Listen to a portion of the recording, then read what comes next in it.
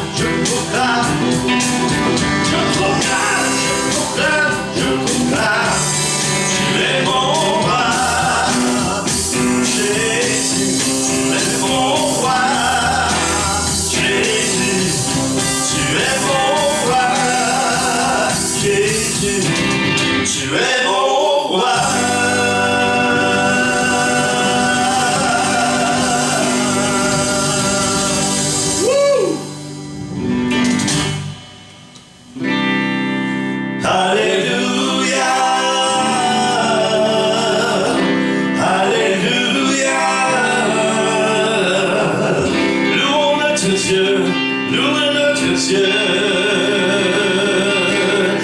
Alléluia. Alléluia. Chantons-lui, tu es merveilleux. Tu es merveilleux. Tu es merveilleux. Tu es merveilleux, oh Dieu. Tu es merveilleux. Tu es merveilleux. Tu es merveilleux, oh Dieu. Tu es merveilleux. Tu es merveilleux. Tu es merveilleux, oh Dieu. Tu es merveilleux, merveilleux. Tu es merveilleux, oh Dieu. Il a santo lo gloria la yamando. Gloria Messiah nom de l'esprit. Chanda yandio soyandio.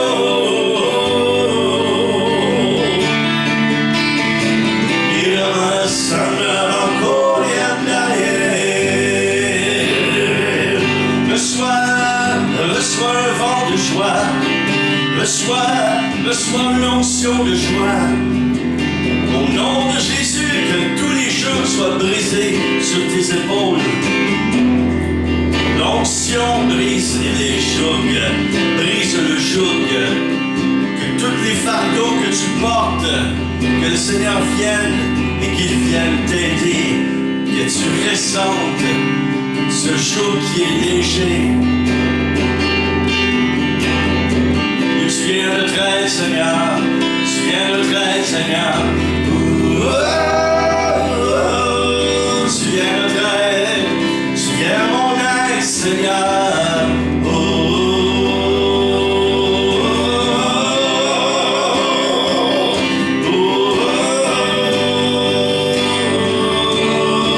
Tu es merveilleux. Tu es merveilleux. Tu es merveilleux, oh Dieu. Tu es merveilleux, tu es merveilleux, tu es merveilleux, mon Dieu. Tu es merveilleux, tu es merveilleux, tu es merveilleux, mon Dieu.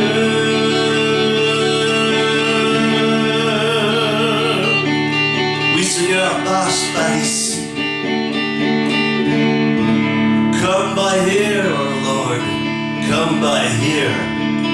Qui se traduit par Kumbaya, qui a été changé à travers le temps. Oui, Seigneur, passe. Come by here, oh Lord. Passe chez moi. Passe dans ma vie.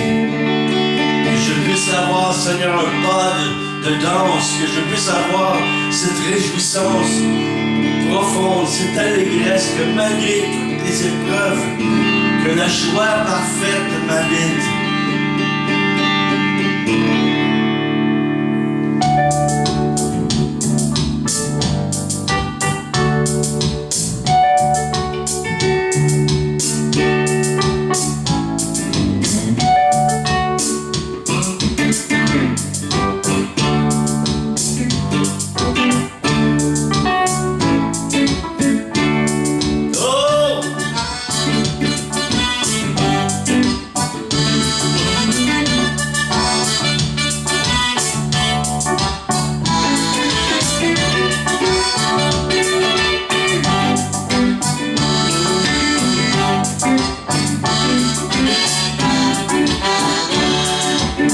Quelqu'un vient lancer un cri de joie. Kumbaya.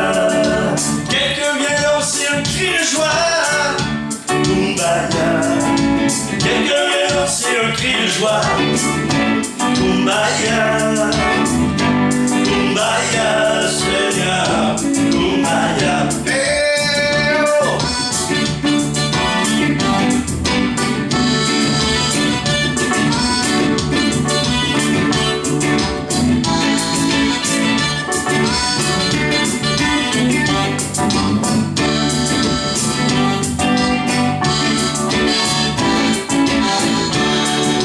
Quelqu'un vient lancer un cri de joie. Kumbaya.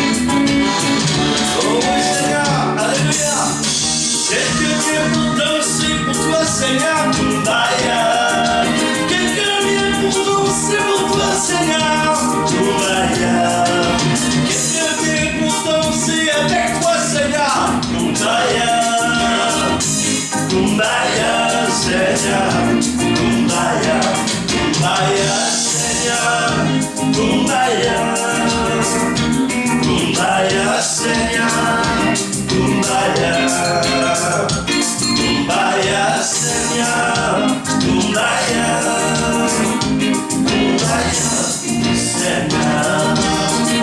Oh.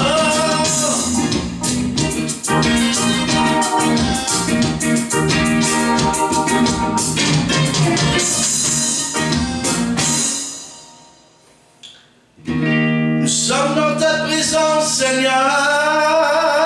Nous sommes dans ta présence, Seigneur. Kumbaya, Kumbaya, Seigneur. Kumbaya, Shayantoria Sanyo.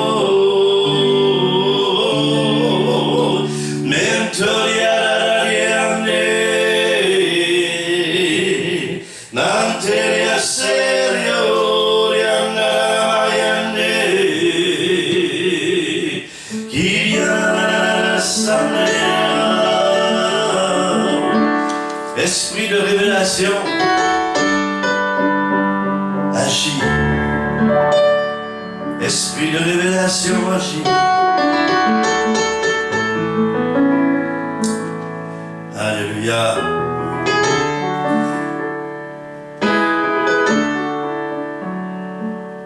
Sois guéri. Reçois ta guérison aujourd'hui. Ta guérison intérieure, ta guérison physique de la part de Dieu. La guérison, ça vient comme une révélation, comme le salut. Tout est grâce venant de Dieu. Rien n'est acquis. Par contre, Jésus, lui,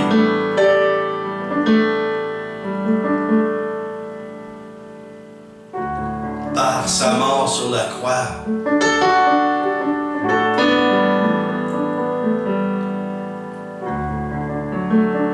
il a tout reçu et il a tout donné.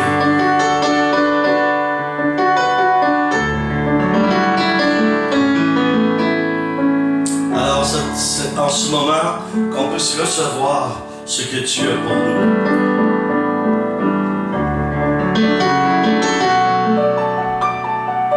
Est-ce qu'on pourrait dire, oui je reçois, oui je reçois.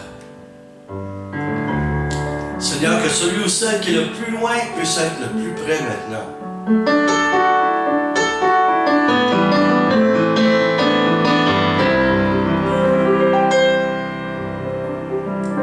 Il n'y a rien d'impossible.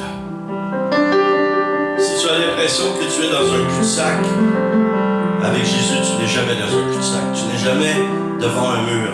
Et s'il y a un mur, il faut savoir que Dieu va te donner la possibilité de passer, pas seulement autour du mur ou par-dessus, mais comme lui l'a fait, en se tenant au milieu des disciples, il a passé à travers le mur. Il a apparu parmi eux. Je ne sais pas s'il a passé à travers le mur, mais Dieu va nous faire passer de cette même façon-là, avec sa grâce, avec la puissance du Saint-Esprit. Non, il n'y a rien d'impossible. J'aimerais qu'on puisse le chanter ensemble. Non, rien n'est impossible. Oui, je reçois. Oui, je reçois. Oui, je reçois.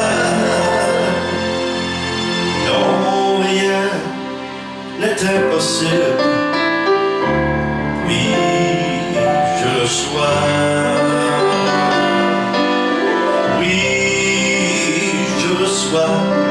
Le saumon. Oui, je reçois. Non, rien n'est impossible. Oui, je reçois.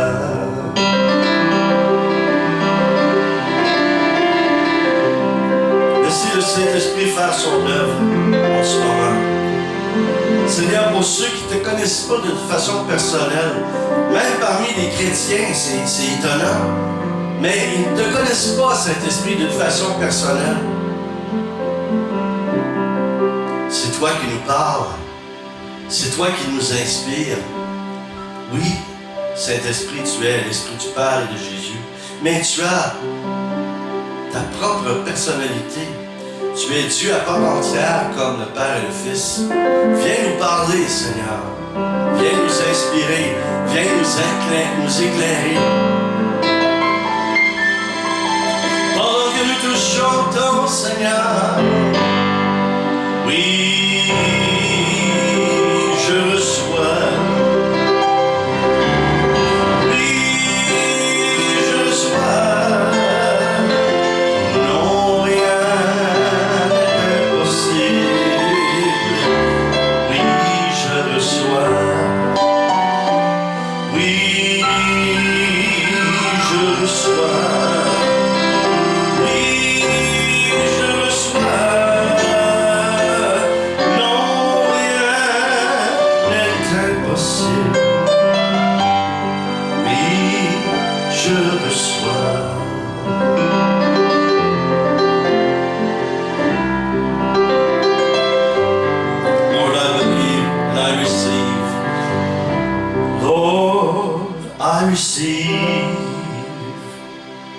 Lord, I receive. All things are possible. Lord, I receive. Lord, I receive. Lord, I receive.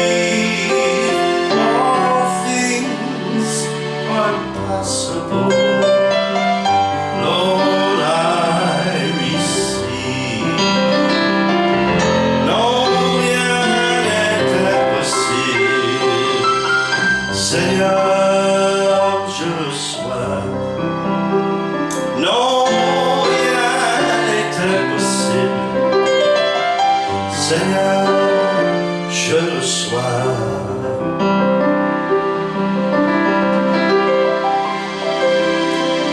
Saint-Esprit, souffle sur nous. Nous venons dans ta présence pour t'adorer. Nous venons dans ta présence pour nous prosterner. Nous venons dans ta présence pour te dire que nous t'aimons, Seigneur.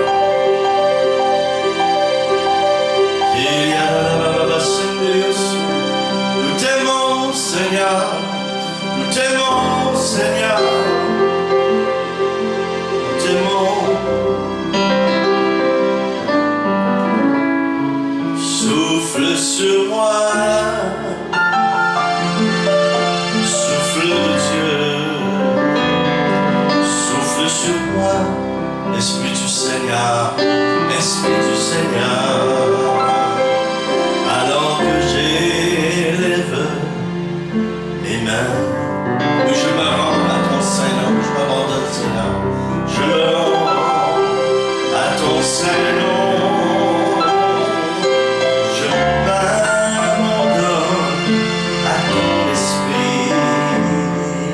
Je marche dans l'amour. Jésus, je t'adore. Jésus, je t'adore. Jésus, je t'adore.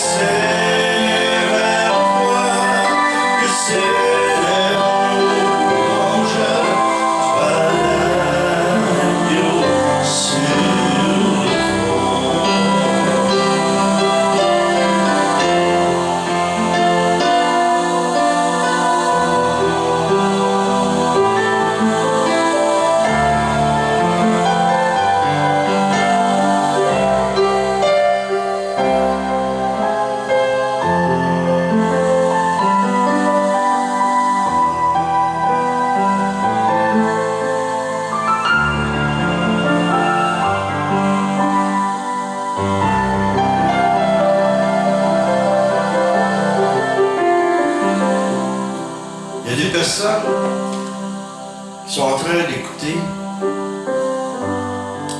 et qui ont une soif intérieure, une soif très grande de Dieu. Ils se demandent même comment je fais pour savoir ça. Mais c'est le Saint-Esprit qui est en train de parler à mon cœur et à mon esprit, qui me révèle ce que tu vis. Tu as une extrême soif. Jésus a dit à son époque, et a même crié, que celui qui a soif, qu'il vienne à moi et qu'il boive, et je lui donnerai des eaux vives. Ce dont tu as besoin, c'est ça. C'est ça. Et en ce moment, si tu le veux, et même si tu connais le Saint-Esprit déjà, il veut te donner aujourd'hui une effusion. Il veut te remplir. Il veut que tu débordes de sa présence qui est son esprit, mais aussi son amour. Tout ce que tu as à faire, c'est, pendant que je chante, pendant que je loue, dire Saint-Esprit, viens. Saint-Esprit, viens. Saint-Esprit, j'ai besoin de toi. Saint-Esprit, j'ai soif de toi. Oui, c'est ça. Le Saint-Esprit est en train d'agir. Il descend sur toi. Il descend sur toi. Il descend et agit en toi. C'est ça. Continue à prier. Saint-Esprit, viens. Saint-Esprit agit. Saint-Esprit descend. Saint-Esprit, j'ai soif de toi.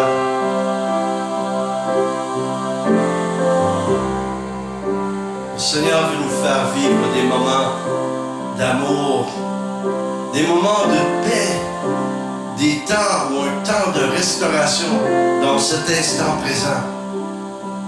Sache qu'il n'y a plus rien qui compte, qui est plus important que le Seigneur en ce moment, son esprit. Le Saint-Esprit vient. J'ai soif de toi, Saint-Esprit, viens. J'ai besoin de toi. Seigneur, il y a tellement de choses que je ne comprends pas, que je ne saisis pas. Je sais que l'être humain est limité. Mais entre dans l'illimité, entre dans l'éternité, entre dans l'infini de Dieu. Car c'est cela auquel Dieu nous appelle. Nous allons vivre éternellement avec lui. mais il est déjà là. Et le royaume de Dieu est déjà en nous par son esprit. Saint-Esprit, viens. J'ai soif de toi, Saint-Esprit, viens. J'ai soif de toi, Saint-Esprit, agis. Je veux te connaître. Dis-lui, je veux te connaître personnellement. Je veux que tu sois aussi tangible, aussi vivant pour moi que les êtres humains qui sont autour de moi, qui sont là. C'est un fait, c'est une réalité.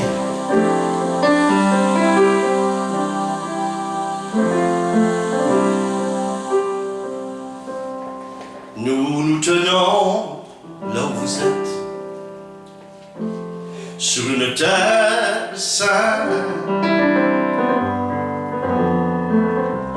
Nous savons qu'il y a des anges tout autour et autour de nous, et ils agissent en ce moment, ils intercèdent pour nous.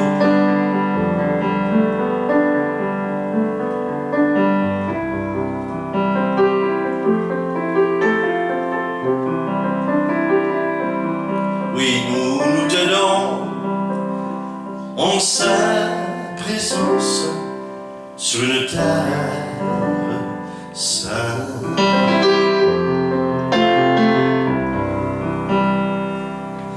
We are standing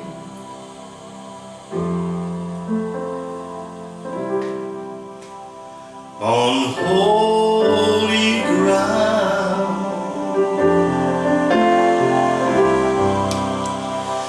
and I know there are angels all around. Let us worship Jesus now. Let us worship Jesus now. We are standing in His presence on holy ground. Oui, nous tenons dans sa présence. Nous tenons dans sa présence. On dit encore. Nous tenons dans sa présence. Nous tenons dans sa présence sur le terre sainte. Sur le terre sainte. Oui, la terre où je me tiens, Dieu la sanctifie.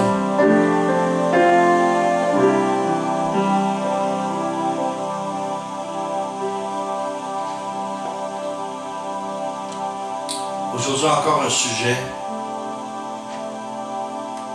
dont on ne parle pas, en tout cas à mon avis. Je dis ça souvent, hein? Mais je pense que vous apprenez à me connaître et quand j'apporte des prédications, quand j'apporte des sujets, vous êtes sûrement en train de constater avec le temps que ce n'est pas des choses qu'on entend partout, qu'on entend régulièrement. Dieu veut nous instruire, Dieu veut nous apprendre, Dieu veut nous éclairer. Et oui, à partir de sa parole écrite, mais aussi dans l'esprit. Mais Dieu, il s'est incarné en Jésus.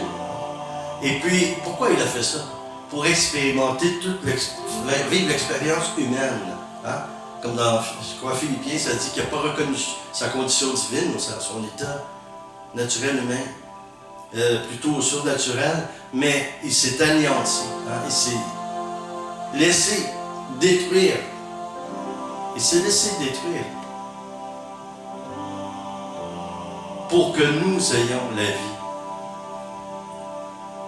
Aujourd'hui, je vais parler de quelque chose que, en principe, nous avons tous, mais qui n'est pas toujours, je dirais, en opération.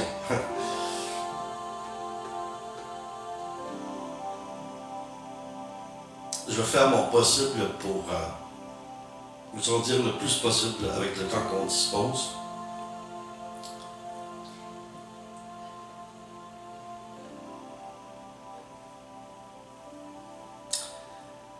Et le sujet que je veux vous apporter,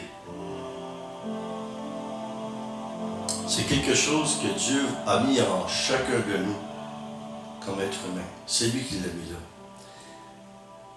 Et il veut éclairer ce qu'il a mis en nous aujourd'hui, à tous les jours, mais aujourd'hui. Et je dis, en fait, je vous dis ce que c'est la conscience. D'où vient, ou d'où provient-elle la conscience? Je vais, si vous voulez, aller avec moi dans la parole de Dieu. Il y a des versets que je vais vous mentionner ou des textes que je vais vous donner aujourd'hui que je ne lirai pas au complet, je ne lirai pas, mais que vous pourrez après, par la suite ou pendant que vous écoutez, vous pouvez arrêter la diffusion, la vidéo, puis vous pouvez aller chercher. Vous pourrez faire ça si vous voulez en fait approfondir ce que je vais vous partager parce que on n'a pas parfois beaucoup de temps. Oui, on fait un bon temps de louange, et moi je crois que c'est tellement important parce que Dieu siège au milieu de la louange, des louanges de son peuple, mais il n'y a pas seulement que ça, c'est que ça déclenche le surnaturel de la présence de Dieu, la louange, parce qu'on n'est pas tourné vers soi, on est tourné vers lui. Et c'est ce qu'il désire, qu'on puisse l'adorer, qu'on puisse, à travers notre louange, l'adorer, et puis ça attire sa présence. Il aime ça, et il vient. Et il se manifeste et nous bénit de toutes sortes de façons. Et pendant que j'ai parlé avant, pendant la louange, j'ai dit qu'il y avait des gens à qui j'ai dit « Recevez votre guérison ». Tout au long de la diffusion, le Seigneur il peut continuer à agir. Il y a des gens qui écoutent ou qui écoutent à une autre heure ou dans un autre temps. Dieu n'est pas confiné dans le temps. Donc, au moment où vous allez écouter ce que je suis en train de dire, ou pendant la diffusion, le Seigneur peut venir, lui, par son esprit, vous toucher, vous guérir, ou agir, ou même j'irai plus loin que ça. Moi, ce que je désire pour vous, c'est que le miraculeux soit vraiment manifesté dans votre vie. Donc, d'où vient notre conscience? Hein? D'où ça provient? Dans Romains 1, 17 à 21. Romains 1, 17 à 21. En effet, la justice de Dieu s'y révèle par la foi et pour la foi, selon qu'il est écrit, le juste vivra par la foi. La colère de Dieu se révèle du ciel contre toute impiété et toute injustice des hommes qui retiennent injustement la vérité captive. Voyez? Qu'est-ce qu'il y a dans notre conscience? La vérité. Le Saint-Esprit qu'on a invoqué, qu'on a prié avant, là, c'est l'esprit de vérité. C'est comme ça c'est une de ses qualificatifs, ou un de ses qualificatifs plutôt dans les noms qu'on lui donne. Verset 19. Car ce qu'on peut connaître de Dieu est manifeste pour eux, car Dieu le leur manifeste en effet les perfections invisibles de Dieu, sa puissance éternelle et sa divinité se voient fort bien depuis la création du monde quand on les considère dans ses ouvrages. Verset 21. Ils sont donc, on parle des chrétiens en particulier, mais c'est pour tout le monde. Tout le monde a reçu une conscience, a la conscience. Ils sont donc inexcusables, puisqu'ayant connu Dieu, ils ne l'ont pas glorifié comme Dieu et ne lui ont pas rendu grâce. C'est ça qu'on a fait avant. On a rendu grâce au Seigneur. Mais ils se sont égarés dans de vains raisonnements et leurs cœurs, sans intelligence, ont été plongés dans les ténèbres. Alors c'est ça, en fait, le combat, c'est entre la lumière et les ténèbres, qu'on soit croyant ou non. En fait, le combat, il n'y a pas de combat réel quand on n'est pas en Jésus-Christ, quand on ne vit pas sa foi, on n'a pas de vie de prière, on n'a pas de communion avec Dieu. On est dans les ténèbres. Mais il y a un combat, mais le combat, on combat contre quelque chose dont on n'est même pas conscient. On n'est pas en paix, on ne se sent pas bien, puis on essaie de se battre en prenant toutes sortes de moyens pour atteindre la paix, mais on n'y arrivera pas. On n'arrive pas à le faire parce que Jésus-Christ, c'est la source de la paix. On l'appelle aussi le prince de la paix. La conscience, c'est un outil pour nous aider à marcher dans les voies de Dieu et chercher à connaître sa volonté pour nous aider à vivre selon son code d'éthique. Parce que Dieu nous a donné un code d'éthique. Alors, il y en a qui ne savent pas ce que ça signifie, un code d'éthique. Je vais vous donner la définition d'éthique. Qu'est-ce que c'est? Écoutez ça. J'ai pris ça dans des notes séculières, mais ça nous aide à comprendre. Qu'est-ce que c'est? C'est la branche de la philosophie qui étudie les fondements des mœurs ou mœurs et de la morale. Voyez-vous, c'est une assise. La conscience et nous ouvre à l'éthique. Et l'éthique, qu'est-ce que c'est? C'est avoir un sens moral. C'est aussi un ensemble des règles de conduite propres à une société, à un groupe. Donc, quand on vit en société, en principe, on doit avoir des bases morales et une éthique. Et là, si vous êtes conscient, justement, si vous réalisez que dans le monde dans lequel on vit, plus ça va, et plus l'éthique, ça s'effrite, et moins il y a le sens moral. Maintenant, on ouvre la porte à presque toutes sortes de choses qui sont immorales. Et c'est pour ça qu'il faut tenir bon comme croyant, comme chrétien. C'est pas parce qu'on a des pensées archaïques ou des vieilles façons démodées de penser, mais c'est parce que nos fondements sont sur la parole de Dieu. Et Dieu a établi une éthique de morale. On prend seulement que les 10 commandements. Parfois, les gens voient les 10 commandements, là, les gens du monde, et même certains chrétiens, je pense qu'ils ne devraient pas voir ça comme ça, évidemment, mais les 10 commandements, on dirait que les gens perçoivent ça comme des interdictions. Tu ne feras pas ceci, tu ne feras pas cela. Mais non, c'est pas ça. Si on comprend réellement les commandements, ce sont des lois d'amour pour nous protéger. Dieu n'a pas besoin de ces commandements-là. Il est, c'est ce qu'il est. Et ce qu'il est, c'est amour, comme a dit l'apôtre Jean ou l'évangéliste Jean dit, Dieu est amour. C'est une définition de Dieu, la plus petite, la plus courte, mais qui en dit tellement long. Dieu est amour. Donc, c'est, par exemple, vous avez un code de la route, vous conduisez, vous voyez un stop, vous voyez un arrêt, vous voyez un stop. Personne ne vous oblige à le faire, personne ne vous oblige à stopper, en réalité. S'il n'y a pas personne, vous regardez, il n'y a pas de policier, il n'y a personne qui peut vous dénoncer, vous avez la liberté de passer. Par contre, il est là pour une raison. Et c'est quoi la raison? C'est pas seulement pour vous arrêter, comme on perçoit certaines fois les lois de Dieu. C'est pas pour vous arrêter, c'est pour vous protéger. Parce que si vous passez sur l'arrêt, sur le stop, vous mettez votre vie en danger. Ceux qui sont passagers avec vous, si vous avez des passagers, mais en même temps, vous ne savez pas que tout à coup, quelqu'un d'autre qui a le droit de passer de l'autre côté peut vous heurter, peut vous donner la mort par un accident, et vous de même pour l'autre. Donc, ce stop-là, il n'est pas là pour vous interdire quelque chose. Il est là pour vous aider à entrer dans un respect, de laisser le passage. Comme quand c'est à votre tour à vous, vous n'avez pas de stop, vous avez priorité, vous avez la liberté de passer selon des lois qui ont été établies, mais ce sont des lois pour vivre en société avec une éthique. Donc, comment notre conscience fonctionne-t-elle? Ça fonctionne comment, la conscience? Donc, notre conscience, qu'est-ce qu'elle fait? C'est qu'elle témoigne contre nous quand nous péchons afin de nous ramener dans les voies du bien. Elle nous interpelle à changer ce que nous avons fait de mal en bien. Donc la conscience vient nous éclairer, c'est une lumière que Dieu nous donne, et elle témoigne contre nous. En fait, c'est comme si elle nous accusait, mais ce n'est pas une accusation. Le véritable mot, c'est conviction. Vous savez qu'il y a trop de gens qui confondent la condamnation et la conviction.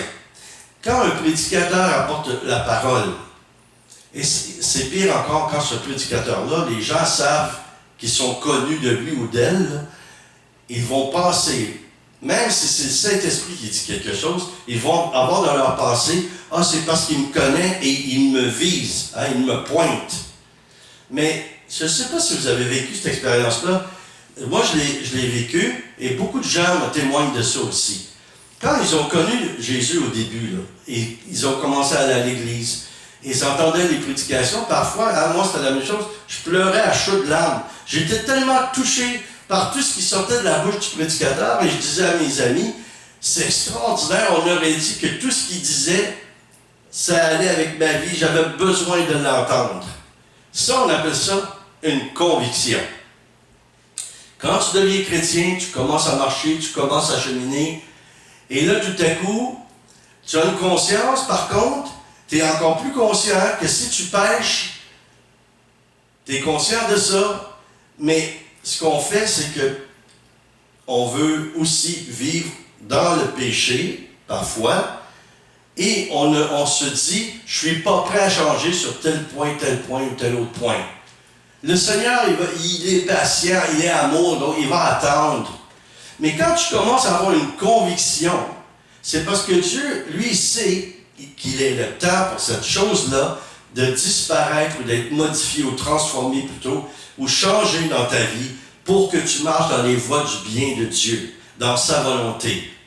Donc, quand tu entends un ami, un prédicateur ou quelqu'un qui dit quelque chose et ça te contrarie, surtout si cette personne te parle directement, la phrase qui sort tellement souvent, c'est dans le Romains, je pense que c'est 8.1 ou Romains 8, qui dit, il y a, ou 1.8 plutôt, c'est « Il n'y a aucune condamnation pour celui qui est en Jésus-Christ ».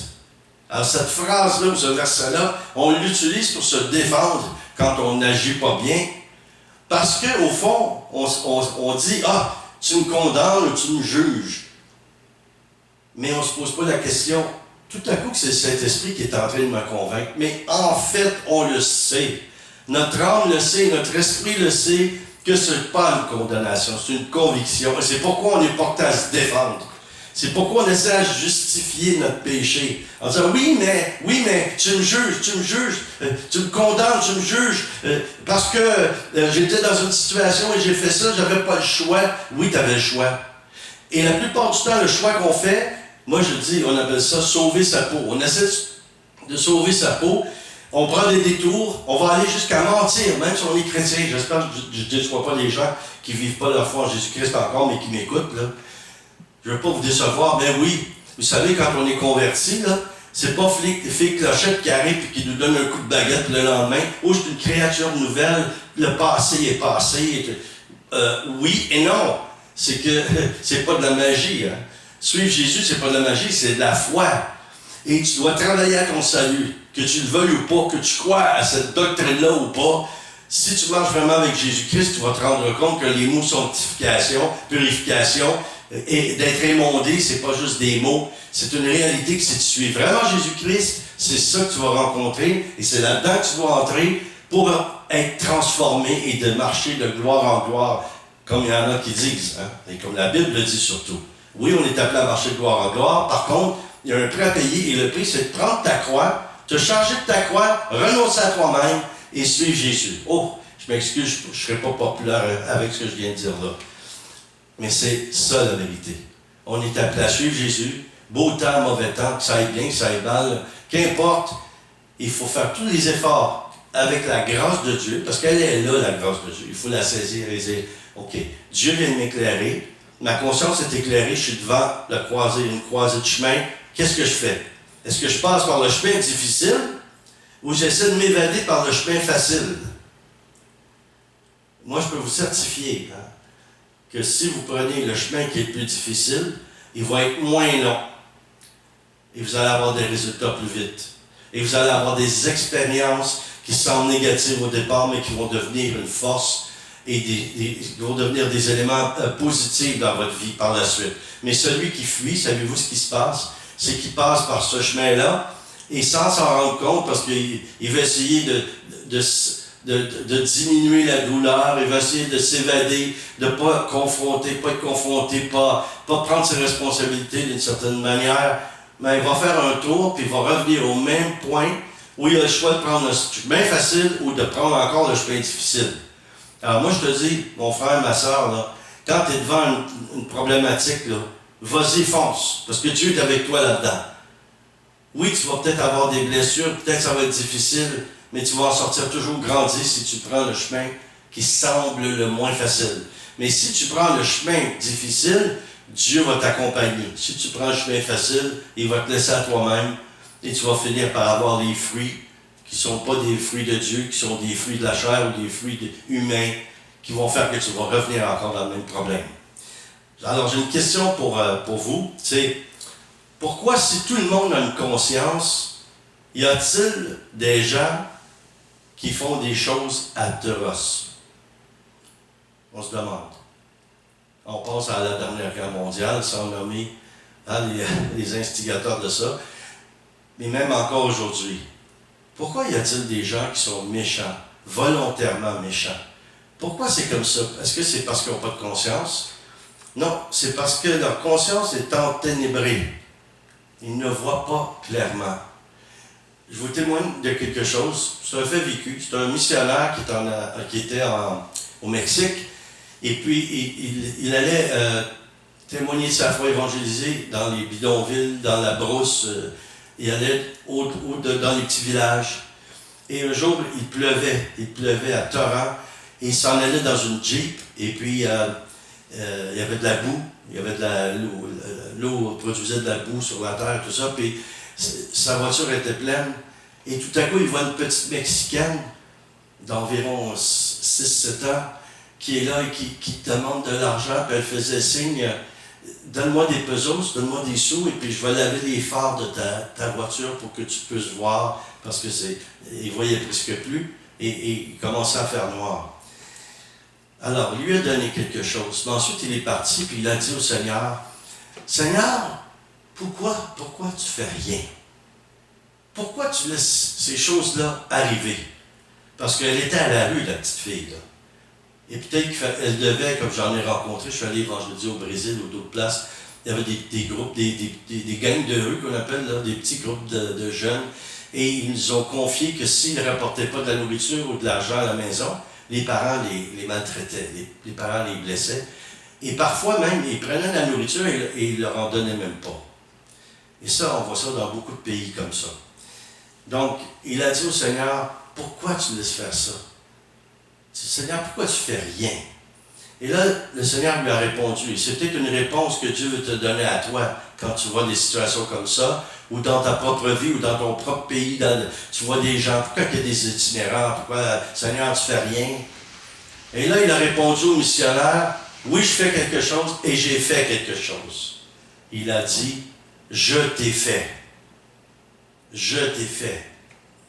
Donc, si notre conscience est éclairée, on va faire quelque chose. On va s'impliquer. On va faire quelque chose pour changer la société d'une façon positive, par notre témoignage, par nos gestes d'amour, par nos gestes de partage. C'est ça que Dieu fait. Nous sommes son corps, et son corps, c'est son épouse. L'épouse de Christ, et c'est l'Église, l'assemblée des croyants. Nous, on doit faire des choses. Vous savez, les plus grandes œuvres caritatives, là, chez les catholiques, là, ils ont une grande force là-dedans. Hein, des œuvres de charité. Ils vont aider, ils vont donner.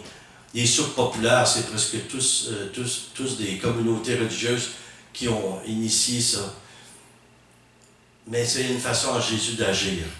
Puis, certes, vous allez me dire, oui, mais on ne peut pas seulement donner de la nourriture, il faut que les personnes se prennent en main. Hein, comme disait le proverbe chinois, là, au lieu de donner du poisson à un pauvre, apprends-le à pêcher. Mais, si tu lui apprends à pêcher du poisson, il faut que tu l'accompagnes, il faut que tu l'aides. Si tu es chrétien, oui, tu peux aider, tu peux bénir, tu peux faire des dons, tu peux donner des vêtements, tout ça, mais il faut que tu accompagnes aussi les gens pour les aider. C'est ça que Dieu veut faire. Il veut nous utiliser. Comment Dieu fait pour éveiller notre conscience? Ben, il passe par d'autres personnes. Comme en ce moment, peut-être que c'est ça qu'il est en train de faire à travers moi. Moi, je ne sais pas à qui je m'adresse, mais Dieu, il sait à qui, lui, il s'adresse par les paroles qu'il met dans mon cœur de vous dire. Et il passe par d'autres personnes qui provoquent en nous la conviction du Saint-Esprit. Et qui vient agir, en fait, dans la voix, ça active la voix de notre conscience. Hein? C'est un peu comme dans 2 Samuel 12, 13, le prophète Nathan, hein, il témoigne au roi David d'une histoire qui va lui faire réaliser, qui va éclairer sa conscience. Puis sa conscience était loin d'être claire selon Dieu, puis pourtant c'était un croyant en Dieu et un roi oint par Dieu, qui avait l'onction de Dieu, appelé par Dieu, et il a fallu que Dieu envoie le prophète Nathan pour lui raconter une histoire parce que David avait pris la femme d'un autre, d'Uri. Il s'était organisé vu qu'il était roi pour envoyer Uri au front parce qu'il savait qu'il serait tué, il pourrait prendre sa femme après ça. Et là, quand Nathan lui a expliqué par une parabole de quelqu'un qui avait juste quelques brebis, l'autre en avait beaucoup, il avait seulement qu'une brebis, et bon, il a tout raconté ça pour dire que finalement, hein, là, il écoutait l'histoire, mais il ne sait pas que c'était de lui qui parlait. En lui disant.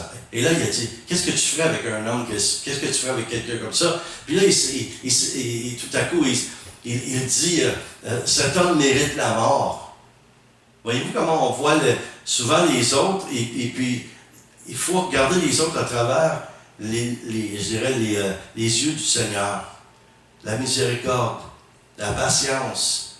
Mais si Dieu nous éclaire, dit quelque chose, parce que la conscience de cette personne-là, elle a besoin d'être réveillée. Même si la personne n'est pas contente, elle te dispute, elle murmure contre toi, tu laisses faire parce que tu as fait ce que Dieu t'a demandé de faire et Dieu va faire une œuvre merveilleuse parce qu'il va éclairer la conscience de cette personne-là. Peut-être pas du premier coup, mais il va t'envoyer, il va en envoyer une autre, juste parce qu'il nous aime tellement qu'il va le faire jusqu'à temps, il va faire tout ce qu'il peut jusqu'à temps qu'on prenne la décision d'écouter. C'est pour notre bien. Alors, quand le prophète Nathan a dit ça à David, il a dit il mérite la mort, mais après il a dit c'est toi, au roi. C'est toi qui as fait ça. Et qu'est-ce qu'il a fait? Il a eu la bonne attitude, il s'est repenti. Il a demandé pardon. Il s'est repenti, puis il s'est repris. Moi, je trouve que le mot repentir, se repentir et se reprendre, ça se ressemble. Hein, se reprendre. D'essayer encore, de ne pas abandonner. Dans Jonas 1 à 5, ça dit, les marins eurent peur, ils implorèrent chacun leur Dieu et lancèrent dans la mer les objets qui étaient sur le navire pour s'en alléger, parce qu'il était dans la tempête, il était pour périr. Jonas descendit au fond du bateau, se coucha et s'endormit profondément. Qu'est-ce qui arrive quand on se sent jugé? On devient dépressif parce qu'on porte tout sur nos épaules. Au lieu de se laisser aider par les autres, on les repousse, on les rejette. Pourquoi on fait ça? Peut-être qu'on aimerait mieux mourir. C'est ça qu'a fait Jonas. Moi, j'ai traversé déjà des dépressions. Ça m'est arrivé. Et souvent, ce qu'on fait, on ferme les tentures, on se couche, et on pense que quand on va se réveiller, les choses vont peut-être aller mieux. C'est une forme de fuite. Mais c'est vrai que on vient fatigué, on vient physiquement fatigué et tout, parce qu'on porte un fardeau qu'on devrait mettre sur les épaules du Seigneur et le laisser nous aider à passer à travers. Mais il arrive une étape où tranquillement le diable, avec une petite ficelle, après une autre, ça devient un câble pour nous tirer vers le bas. Mais aussitôt que quelqu'un vient vers toi et commence à te dire tu as une petite ficelle attachée, là. Puis un autre vient te dire tu as une petite ficelle, tu as une autre ficelle, tu es attaché, tu commences à être lié dans quelque chose. Sois conscient justement que s'il y a des personnes qui viennent te dire ça, vérifie. Et moi, je vais vous donner un petit test, c'est très simple. Quand quelqu'un vient vous voir et veut vous aider, mais vous n'avez pas l'impression qu'ils veulent vous aider. Vous avez l'impression qu'ils veulent vous juger. Et pensez et réfléchissez comme il faut. Quel intérêt cette personne-là a-t-elle pour venir vers moi et faire ce qu'elle fait en ce moment? Moi, je l'ai dit plusieurs fois quand j'étais pasteur d'une église locale, ou d'églises locales qu'on a eues, quand je parlais avec des gens qui avaient besoin, en counseling ou en relation d'aide, je leur disais, quand à un moment donné, ils avaient l'impression que j'essayais de les coincer ou j'essayais de... Ils pensaient que je voulais leur faire du mal.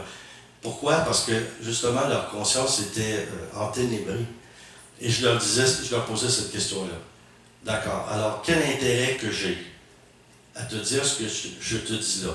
Et j'allais plus loin, mais je leur disais, toi, si tu quittes l'Église, là, moi, je vais perdre une dîme. Je faisais exprès pour mettre la chose extrême. Là. Donc, c'est pas pour ça. J'ai tout avantage à te flatter et à te dire ce que tu vas entendre. Si je veux pas que tu t'en ailles, si je veux pas que tu partes, je vais perdre une dîme.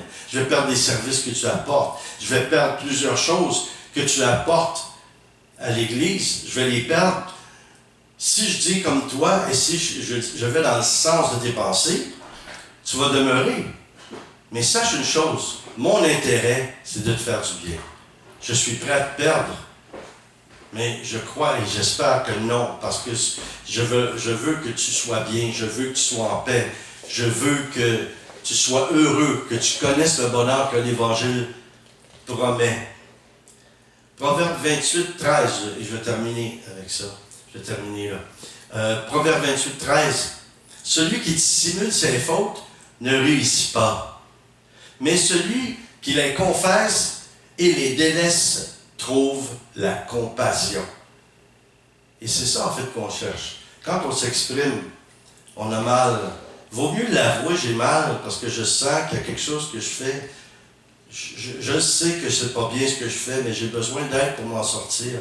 Si tu fais ça, tu vas avoir plusieurs mains qui vont se tendre vers toi, mais en fait, ça va être celle de Dieu qui va se tendre vers toi à travers des gens qui t'aiment. Et qu'est-ce que ça fait quand on fait ça, quand on ouvre notre cœur et on se laisse aider? Ça nous pousse au repentir. Et Dieu, après ça, voit notre humilité. Il voit qu'on fait un acte d'humilité et il vient à notre aide. Donc, il faut être sensible. Il faut être sensible dans notre conscience face à l'aide que Dieu veut nous apporter par des gens, par quelqu'un.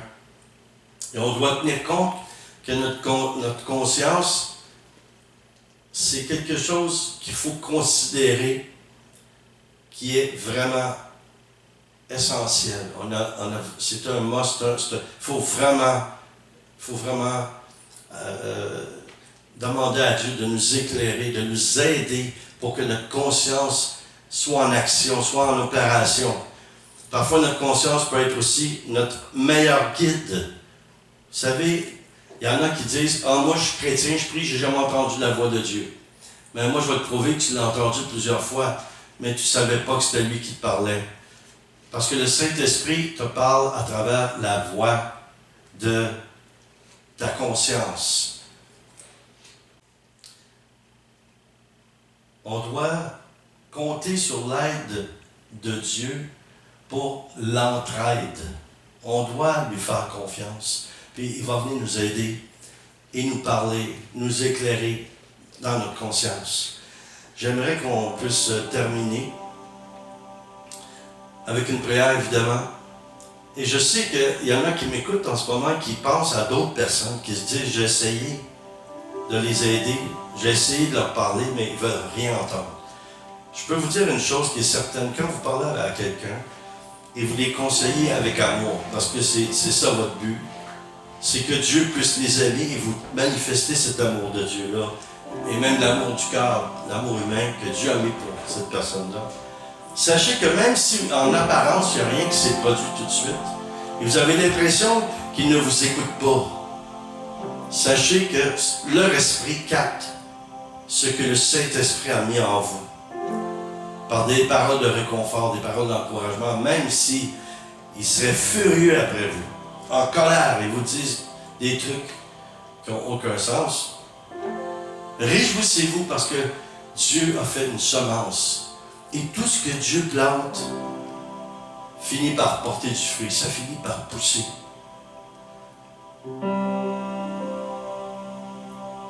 J'aimerais qu'on puisse prier ensemble pour demander au Seigneur de nous aider par rapport à notre conscience.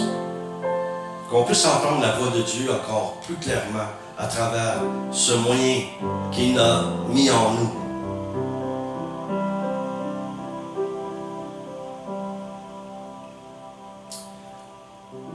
Seigneur Dieu, Seigneur Père, nous te prions au nom de Jésus.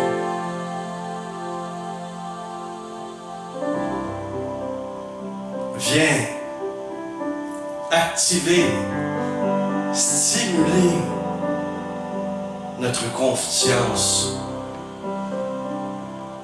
par laquelle nous pouvons t'entendre, Seigneur.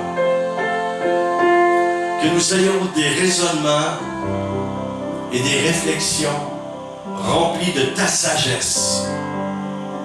Aide-nous à faire les bons choix et que notre conscience soit éclairée. Dites après moi, Seigneur Jésus, aide-moi à marcher dans tes voies. Aide-moi à entendre ta voix par la voix de ma conscience. Je te remercie, Seigneur. Je te remercie, Saint-Esprit, toi qui es là.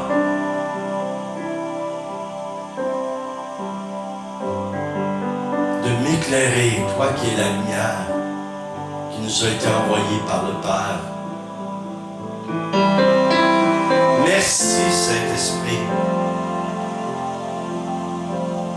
Merci pour ce cadeau, pour ce don que nous appelons conscience. Conscience rime avec confiance. Seigneur, je te fais confiance. Que tu agiras aujourd'hui, dans les jours qui viennent, dans les mois, dans les années qui viennent de ma vie. D'éclairer ma conscience. Et nous t'avons prié, Seigneur, Dieu Père Tout-Puissant, au nom de Jésus, au nom de Jésus de Nazareth, dans l'amour et dans la puissance du Saint-Esprit.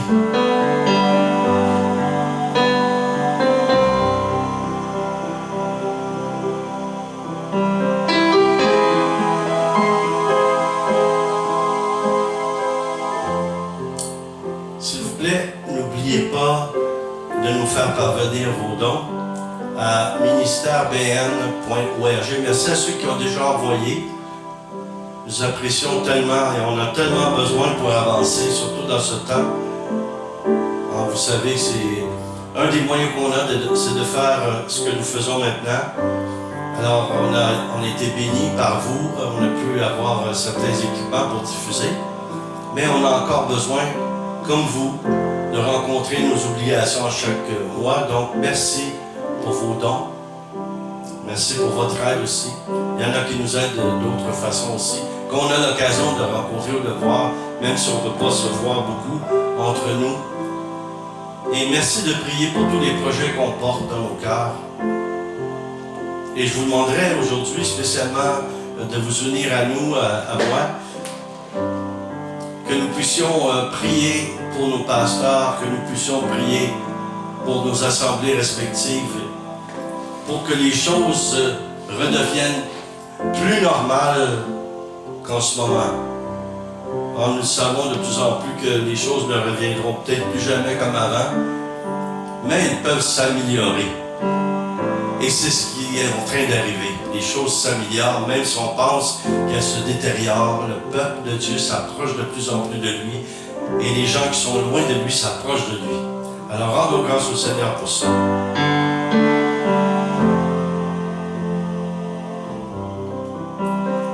Alléluia, Alléluia, Alléluia, Alléluia.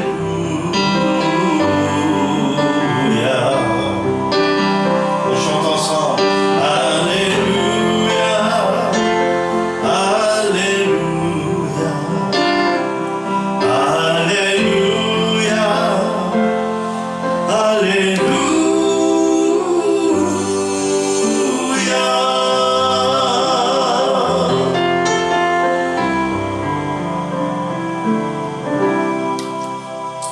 dimanche prochain. Soyez bénis, comblés, chacun de vous, en espérant vous voir aussi en personne.